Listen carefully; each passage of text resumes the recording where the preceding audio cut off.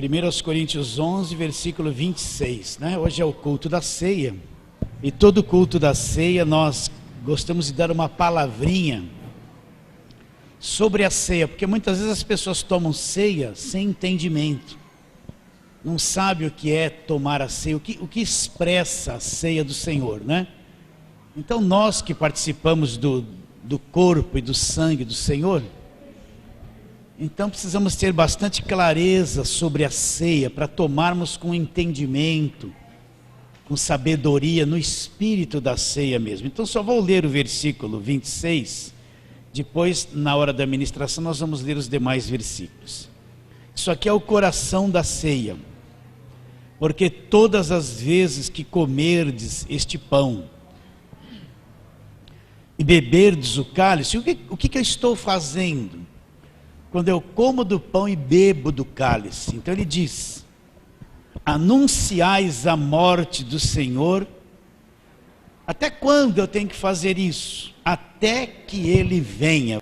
Então Paulo, ele está pondo em ordem a ministração da ceia na igreja dos Coríntios, e ele chega nesse versículo onde lemos, e ele explica aqui o que é a ceia. Todas as vezes que nós comermos o pão e bebermos o cálice, nós estamos fazendo uma coisa. O quê? Ele diz que nós estamos anunciando o quê? Não é só um momento que a gente se reúne e fecha os olhos e vamos ter comunhão. A ceia é muito mais do que uma comunhão entre os irmãos. Ele está dizendo que nós estamos anunciando a morte de Cristo. Até quando tem que ser feito isso? Até que ele venha. Então a ceia expressa justamente isso: anunciar a morte do Senhor Jesus Cristo. E o que é a morte do Senhor Jesus Cristo? Na cruz do Calvário é a obra perfeita de redenção de toda a humanidade. Então ali na cruz que ele se fez maldito no nosso lugar, ali na cruz que ele tomou sobre ele as nossas enfermidades, ali na cruz que ele levou sobre si os nossos pecados, o castigo que nos traz a paz, estava sobre ele, ali na cruz, né? Todos nós andávamos desgarrados como ovelhas, Isaías diz, desviando-se pelo caminho, mas o Senhor fez cair sobre ele ali na cruz a iniquidade de todos nós. Então tudo que liberta o homem, que salva o homem, que resgata o homem, é o que Cristo fez na cruz. Então a ceia é a expressão máxima de anunciar a grande obra de Cristo na cruz, o sacrifício perfeito, a verdadeira redenção e libertação trazida por ele na cruz do Calvário. De vez em quando nós ouvimos esses nomes: ceia da prosperidade, ceia da conquista, ceia da volta por cima. Então vem para a igreja, você vai tomar a ceia e você vai dar a volta por cima, ou você vai conquistar, ou você vai prosperar. Mas isso não tem nada a ver com a ceia do Senhor. Muitos nomes foram atribuídos à ceia do Senhor que desvia totalmente o propósito principal da ceia, que é o quê? Anunciar a morte do Senhor, o sacrifício perfeito, a verdadeira redenção e verdadeira libertação. Então tem um monte de gente que toma a ceia para prosperar. Ele nem sabe o que é a ceia, não tem nem noção do que é. Ele quer dar a volta por cima, ele está no vermelho, ele quer dar a volta por cima. Então olha, eu vou hoje na ceia, eu vou tomar a ceia, que eu quero dar a volta por cima. Ele nem sabe o que é a ceia, não tem nem entendimento do que está fazendo. Então anunciar a morte do Senhor justamente é a pregação do evangelho, da doutrina da salvação eterna, porque tudo vem dali. Então a cada domingo de ceia eu falo um assunto, e hoje nós vamos falar uma coisa que a ceia expressa, que Deus prometeu para cada um daqueles que acreditam nele, né? Então vamos lá naquele texto simples, João capítulo 3,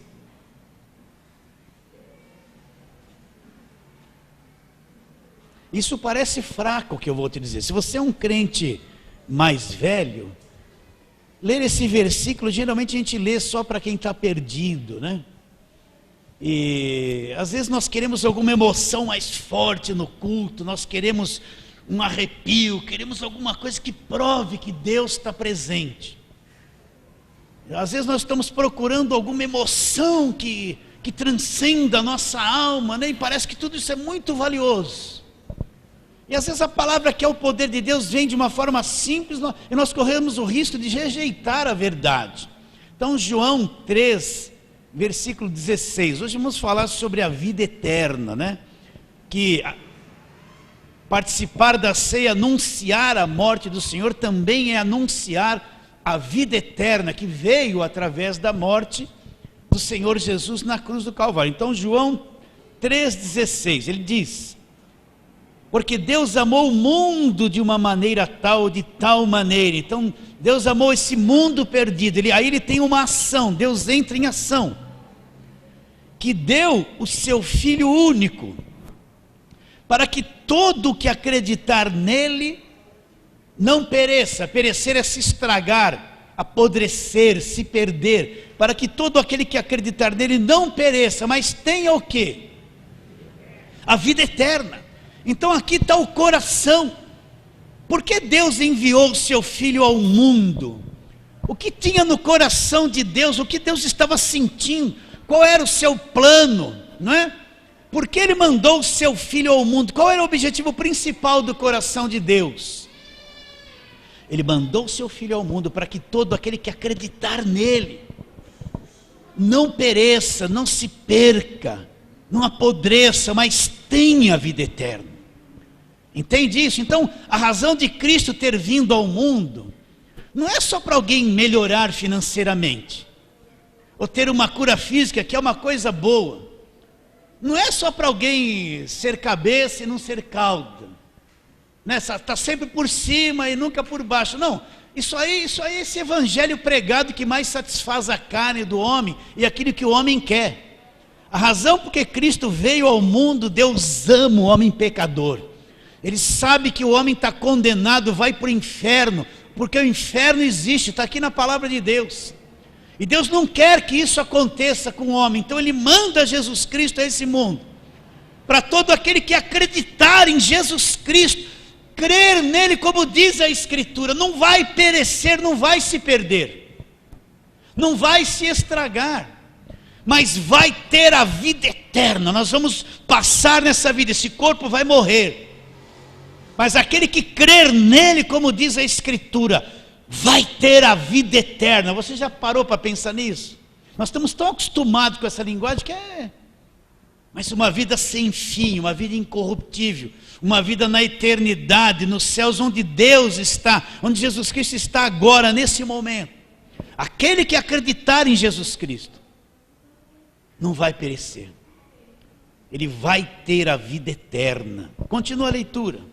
Porquanto Deus enviou o seu Filho ao mundo, não para que condenasse, outra tradução está julgasse, mas para que o mundo fosse salvo por ele. Deus enviou o seu Filho ao mundo para quê?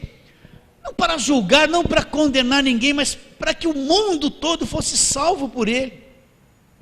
Quem nele crê não é condenado ou não é julgado. O que não crê já está condenado. Então olha a questão: quem não crê já está condenado. Aquele que crê não será julgado. Mas quem não crê já está condenado. Assunto encerrado.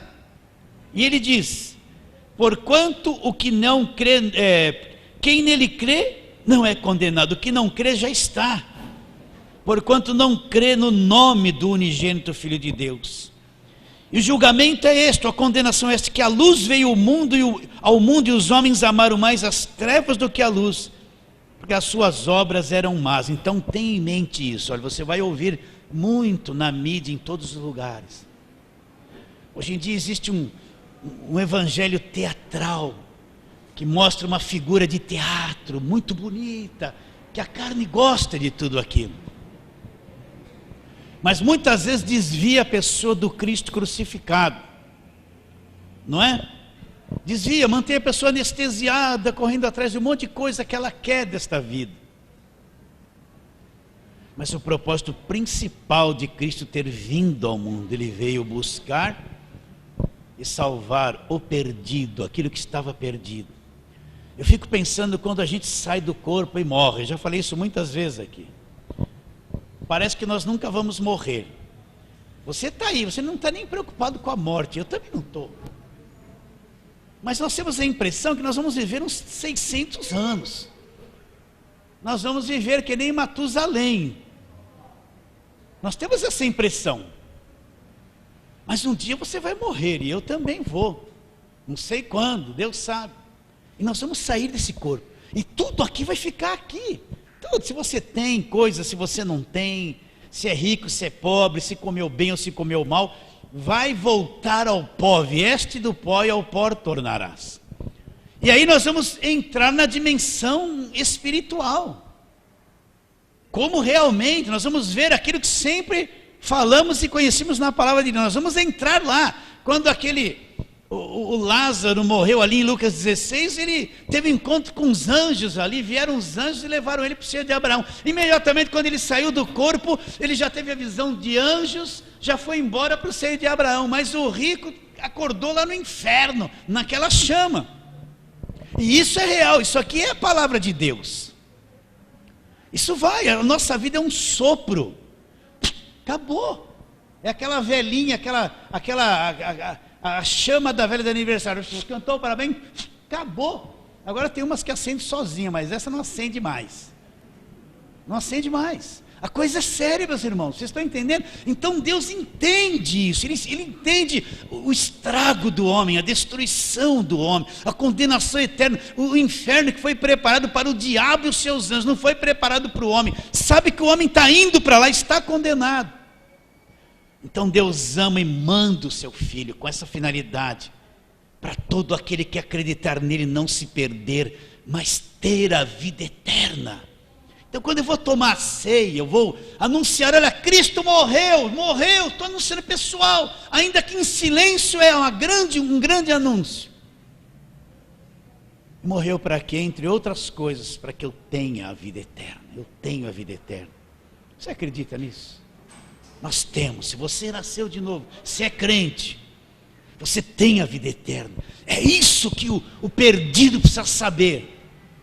É isso que é pregar o evangelho ao mundo, ao perdido. É anunciar, olha, existe a vida eterna no Senhor Jesus Cristo. Mas para aquele que acreditar nele. Então, vamos ali para Lucas 19, você está em João, volta um pouquinho. Zaqueu teve encontro com Jesus Cristo, desceu daquela figueira braba, feliz da vida, entrou na casa com Jesus. Você conhece, tem até aquela música, entra na minha casa, na nossa ele já entrou há muito tempo, né? Você não precisa mais cantar, entra na minha casa, entra na minha vida. Na minha ele já entrou há 35 anos atrás, e na sua? Também, bastante tempo, né? Então a gente, ai Senhor, entra na minha casa, parece que ele está lá fora, mas ele já entrou há muito tempo na minha vida. Minha casa é aqui, ó. É bonito para o perdido, né? Você entende isso? Eu achei isso esquisito que eu estou te dizendo. Entra na minha casa. Ai, que lindo, né? Mas ele já entrou desde que você nasceu de novo. Tua casa é aqui, ó. Entrou na tua vida. Você nasceu de novo, a tua estrutura já foi mudada. Você é uma nova criatura, sim ou não? Não precisa falar, muda a minha estrutura, já mudou. Eu já tenho uma nova natureza aqui no meu espírito. Já tenho. Mas se eu não entendo isso, eu vou falar para ele mudar aquilo que ele já mudou quando eu nasci de novo. Você nasceu de novo ou não? Então, o que é nascido da carne é carne. Quem nasceu do espírito é espírito. Você é espírito. Nascido de novo, uma nova natureza, uma nova criação. Tua estrutura toda já foi mudada, você é corpo de Cristo, já tem a vida eterna em você, e agora é a habitação do Espírito Santo, sim ou não? É verdade, está escrito isso. Então Lucas 19, deixa eu chegar lá rapidinho, né? Lucas 19, versículo de número, não consigo chegar lá, estou em João ainda. Lucas 19, versículo de número 10, né?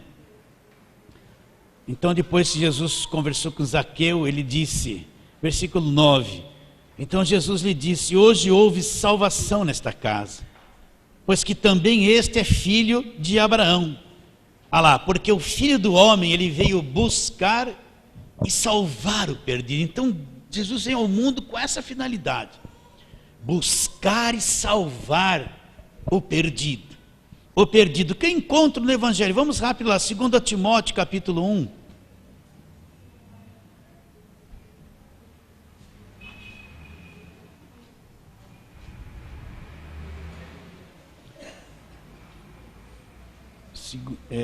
Segundo Timóteo 1, de 6 a 10. Por esta razão, pois, te admoesto que reavives o dom de Deus que há em ti pela imposição das minhas mãos.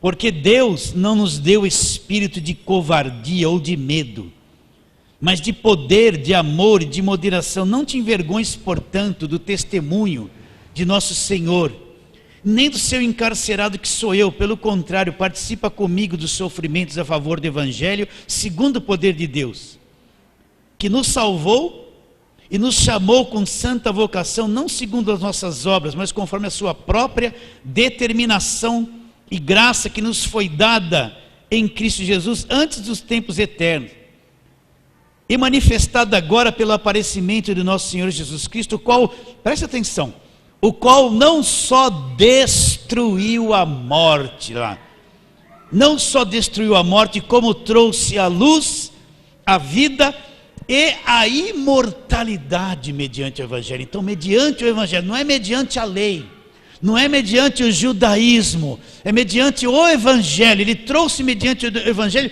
a imortalidade, a vida eterna é trazida a nós mediante o Evangelho. Agora vamos lá, volta lá para João capítulo 5, né? Aqui você tem que folhear bastante a Bíblia. João capítulo 5. Vamos ler versículo 34. Não, João 5, desculpe, 24. Jesus aqui está explicando a sua missão. Agora preste atenção nesse versículo. Talvez você tenha lido isso e nunca tenha brilhado, aberto no seu coração. Olha, em verdade vos digo, o que ouve a minha palavra e crê naquele que me enviou, tem a vida eterna. Não entra em juízo, mas passou da morte para a vida. Olha, presta atenção. Em verdade vos digo, quem ouve a minha palavra e crê naquele que me enviou, ele afirma, tem a vida eterna. Não entra em juízo, não vai passar pelo julgamento, não entra em juízo, já tem a vida eterna. Não entra em juízo, olha lá, né? Não entre juízo, mas já passou da morte para a vida. Então, se eu creio nisso, eu não vou entrar em juízo. Eu não vou entrar em juízo de ser condenado, porque eu já passamos da morte para a vida, já aconteceu isso. Você crê nisso? Olha o versículo 39 desse mesmo capítulo. Aí ele diz, examinai as Escrituras, porque julgais ter nelas o que? A vida eterna. E são elas que testificam de mim. Depois que ele fala isso, ele fala, examine as Escrituras.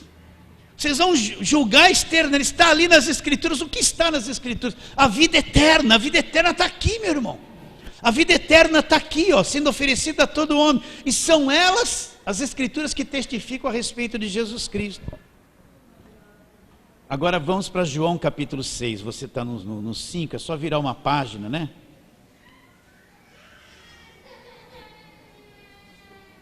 Vou fazer aqui uma leitura grande agora, você vai ter que ter paciência. Não, versículo 28 até o 40, vamos ler. Dirigiram-se, pois, a ele perguntando, que faremos para realizar as obras de Deus?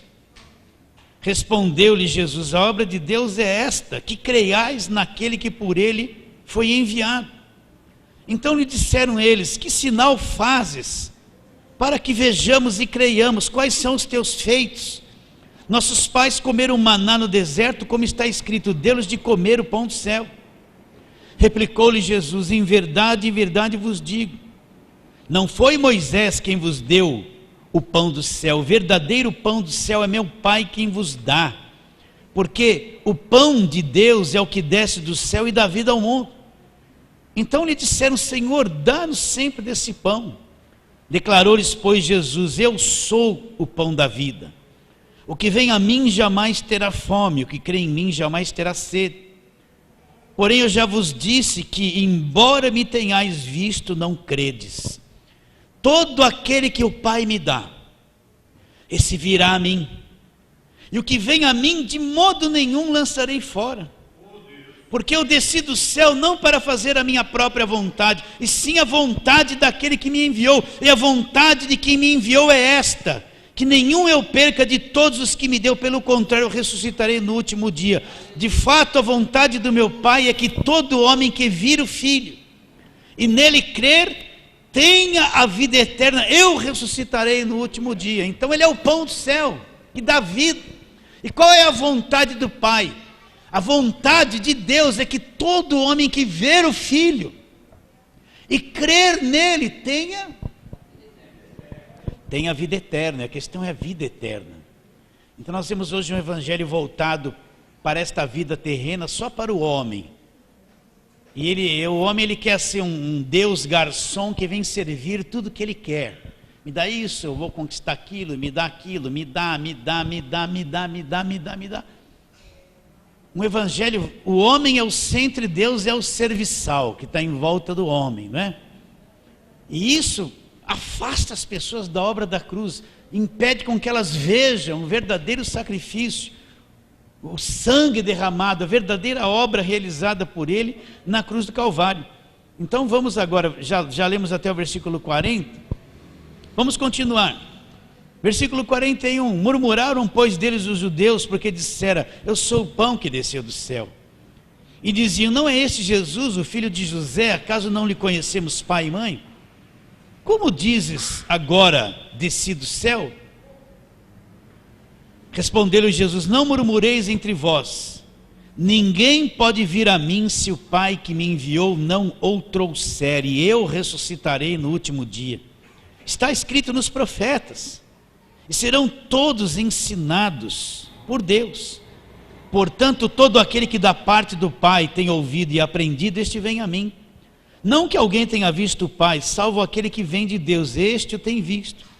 Em verdade vos digo, quem crê em mim tem a vida eterna. Olha lá, quem crê em mim tem a vida eterna. Eu sou o pão da vida. Vossos pais comeram maná no deserto e morreram. Este é o pão que desceu do céu, para que todo o que dele comer não pereça. Eu sou o pão vivo que desceu do céu. Se alguém dele comer, viverá eternamente. O pão que eu darei pela vida do mundo é a minha carne. Até aí tá bom. Então, o que dele comer, viverá eternamente. Então, quando eu vou tomar a ceia, vou anunciar a morte do Senhor. Hoje o pensamento principal é esse: eu sou uma pessoa salva. E o que é ser salvo? A gente pensa assim: ser salvo, bom, eu vou morrer, aí eu vou entrar no céu, sou salvo. Mas ser salvo é alguém que foi liberto agora da destruição eterna, da condenação eterna, liberto do cativeiro, do apodrecimento. Ser salvo é alguém que foi liberto das mãos do diabo. Essa é a parte da salvação para esta vida. Por fim, quando eu morrer, eu vou herdar a vida eterna. Então, se eu digo que sou salvo, eu não posso ter isso só na mente. Quando eu morrer, então agora o diabo manda em mim, é uma desgraça, né? Eu sou salvo agora, sou de Deus agora. Eu não estou mais debaixo de condenação, eu fui liberto da condenação eterna, liberto da destruição agora, saí do cativeiro agora, porque a verdade me libertou. Fui liberto das mãos do diabo. Colossenses 1,13, nos libertou do império das trevas, já nos libertou. O crente acredita que mais é preso do que é livre, acredita que está mais na mão do diabo do que na mão de Deus, tem medo de macumba, olho gordo, inveja, feitiçaria, cheio de superstição que entrou na igreja, Mas o crente filho de Deus é um liberto do império das trevas agora.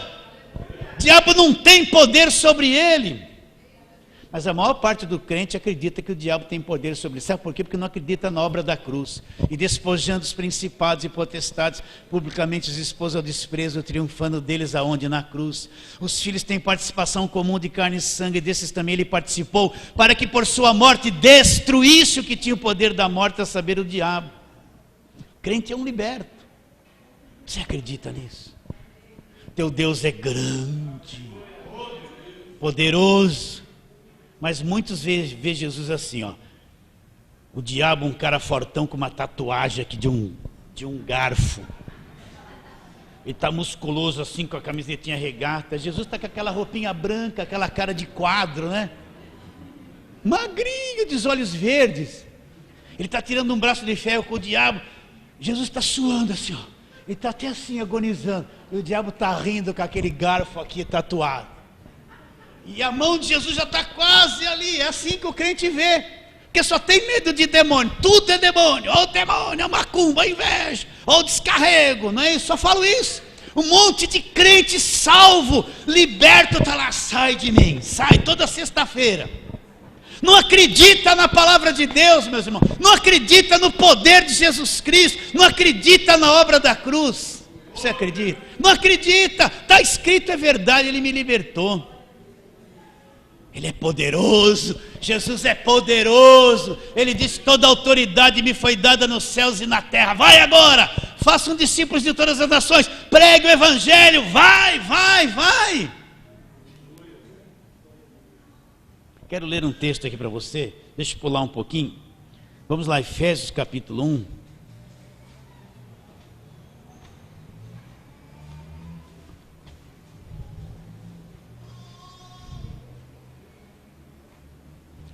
E versículo, nós vamos ler aqui.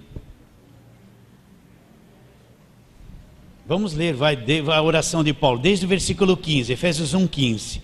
Por isso também eu, tendo ouvido a fé que há entre vós o Senhor Jesus, e o amor para com todos os santos, não cesso de dar graças por vós, fazendo menção de vós nas minhas orações, para que o Deus de nosso Senhor Jesus Cristo, Pai da glória, vos conceda espírito de sabedoria e revelação no pleno conhecimento dele. Iluminados os olhos do vosso coração para saberdes qual a esperança do seu chamamento, qual a riqueza da sua glória, da sua herança nos santos, qual a suprema grandeza do seu poder para com os que cremos, segundo a eficácia da força do seu poder, o qual exerceu ele em Cristo, ressuscitando dentre os mortos, fazendo assentar à sua direita nos lugares celestiais. Olha bem, acima de todo principado e potestade, poder e domínio, e de todo nome que se possa referir, não só no presente século, mas também no vindouro, e pôs todas as coisas debaixo dos seus pés, e para ser o cabeça sobre todas as coisas, o deu à igreja, qual é o seu corpo, a plenitude daquele que tudo enche em todos os lugares. Então Jesus Cristo ressuscitou pelo poder de Deus. Ele assentou nas regiões celestiais à destra de Deus. Todo principado, potestade, poder, domínio, força, seja lá o que for, está debaixo dos pés dele. Está debaixo dos pés dele. Olha aqui, ó. E pôs, versículo 22, e pôs todas as coisas debaixo dos pés, e para ser o cabeça sobre todas as coisas deu à igreja, que é o corpo. Nós somos o corpo. E se ele é o cabeça, nós somos o corpo. E onde estão as coisas? Debaixo dos pés. Então a igreja é os pés também. Você entende? A igreja é um povo redimido, é uma nova criação, é um povo salvo, um povo forte, corajoso, que conhece a Deus. Entende? Não é um monte de gente coitadinha. Ai, tem misericórdia, Senhor. Ai, que luta, que desgraça. Ai, meu Deus, né? Não, você pode estar rodeado de fraqueza e achando, mas se você soubesse que você é nova criação, um redimido, um liberto, templo do Espírito Santo aí dentro de você agora. Você acredita nisso? Então você vai entender o que é a igreja. Vai entender o que é a igreja. Pois todas as coisas debaixo dos pés.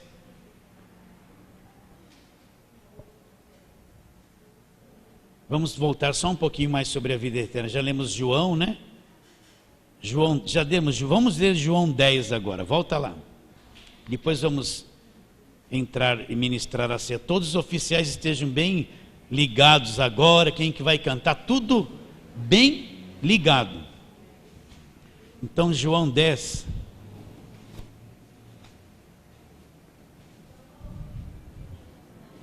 Nós vamos ler do 25 a 30. Onde ele diz: respondeu-lhes Jesus: já vos disse, não credes. As obras que eu faço em nome de meu Pai testificam a meu respeito. Mas vós não credes, porque não sois das minhas ovelhas. As minhas ovelhas ouvem a minha voz. Eu as conheço, elas me seguem. Eu lhes dou a vida eterna, jamais ou nunca hão de perecer, e ninguém as arrebatará das minhas mãos. Meu Pai, quem as me deu, é maior do que tudo, e da mão do Pai ninguém pode arrebatar. Eu e o Pai somos um.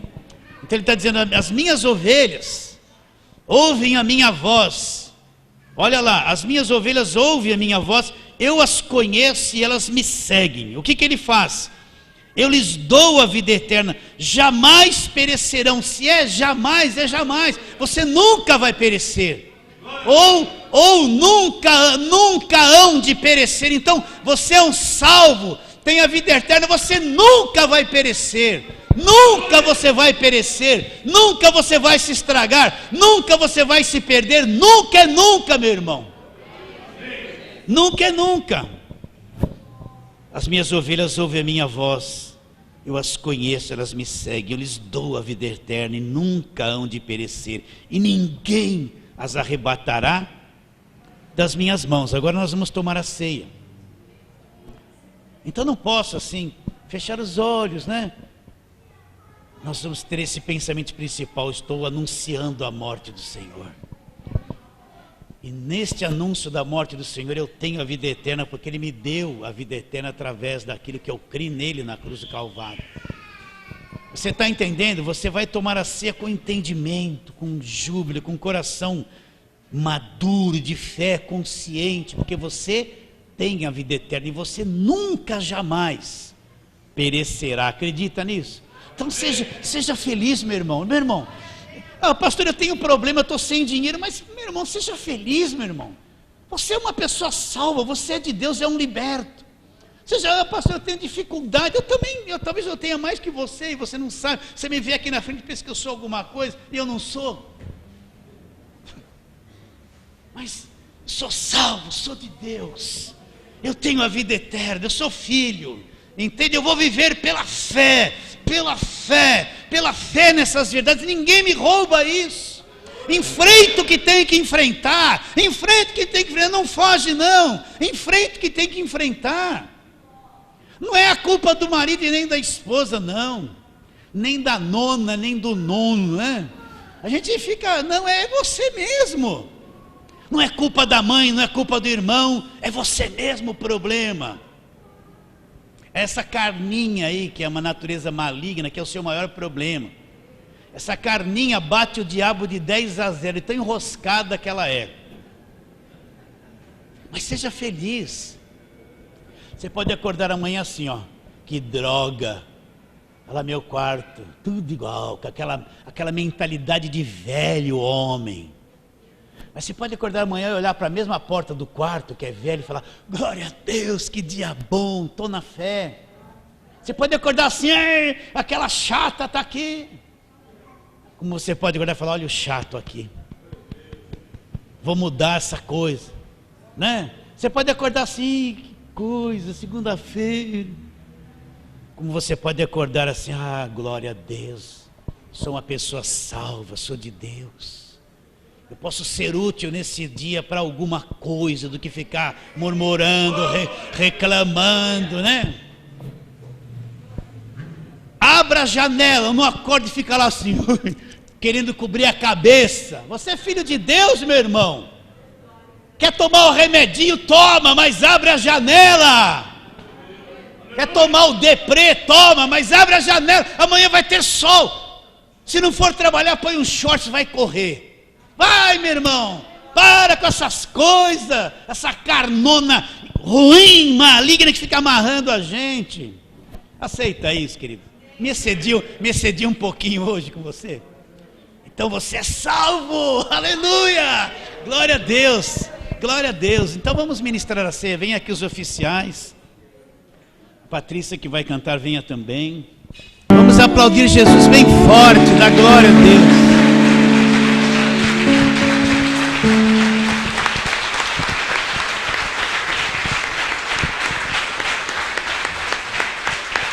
Amém, queridos. Pode deixar o cálice aí, depois eles vão recolher. Fala para o teu irmão, vai em paz, irmão. Tem uma semana de paz. Tem uma semana de paz.